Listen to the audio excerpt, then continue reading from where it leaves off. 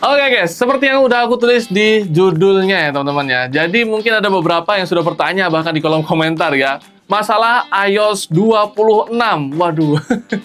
Nah, mungkin aku nggak bisa bahas lebih detail lagi karena ini masih beta version ya teman-teman ya. Jadi beta version itu ya masih belum rilis global gitu loh teman-teman ya. Nah masalahnya di sini aku cuman pakai iPhone 14 Pro aja guys. Nah kalau misalnya aku update takutnya banyak bug malah ngerusak iPhone-nya guys. Jadi aku saranin buat kalian juga jangan download yang versi bedanya ya. Kalau misal nggak pengen kena bug. Nah, cuman di sini aku akan bahas soal pertama itu kenapa iOS 26. Kedua itu adalah fitur dan fiturnya itu mungkin hanya sebagian besar aja yang aku jelasin. Ketiga itu adalah support di iPhone seri berapa aja. Nanti aku bakal kasih tahu ke kalian semua. So, udah langsung aja kita masuk ke pembahasannya. Nah, guys, kenapa iOS 26? Nah, kalau misal kalian tahu ya teman-teman ya, kan sekarang iOS itu baru di 18.5 guys. Nah, 18.5 ini kok bisa langsung ke 26? Mana iOS 19 sampai 25-nya?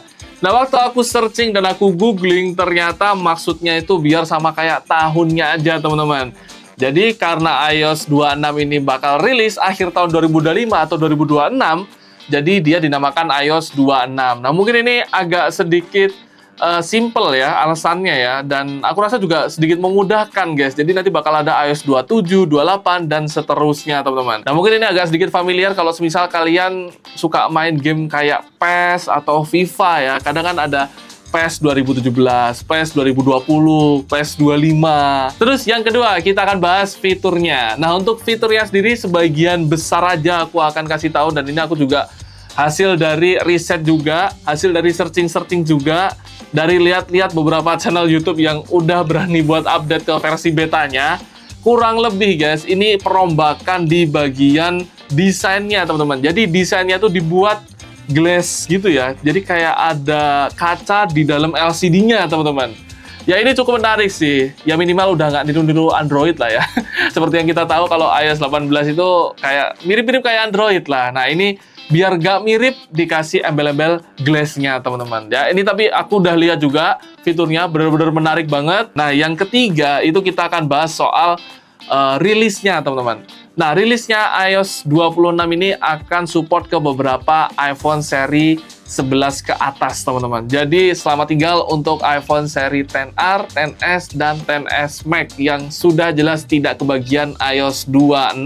Nah ini mungkin buat teman-teman semua yang bertanya, apakah iPhone XR, XS, atau XS Max worth it untuk dibeli di tahun 2025?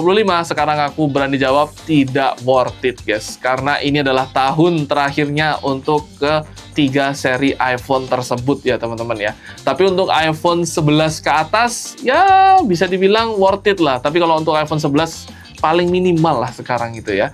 Jadi buat teman-teman semua yang mungkin pengen beli iPhone, aku saranin kalian belinya paling minim itu iPhone 11. Jangan beli iPhone XR, XS, atau XS Max. Karena sudah jelas kemungkinan besar dia nggak akan dapat updatean iOS 26. Dan yang jelas juga harganya pasti bakal turun guys. Oke, cukup sekian. Jangan lupa untuk subscribe, aktifkan notifikasinya biar kalian nggak ketinggalan update video selanjutnya dari channel iFixit. Cukup sekian, sampai jumpa di video selanjutnya atau update selanjutnya. Goodbye. BTW bagus gak? Bagus. Aduh.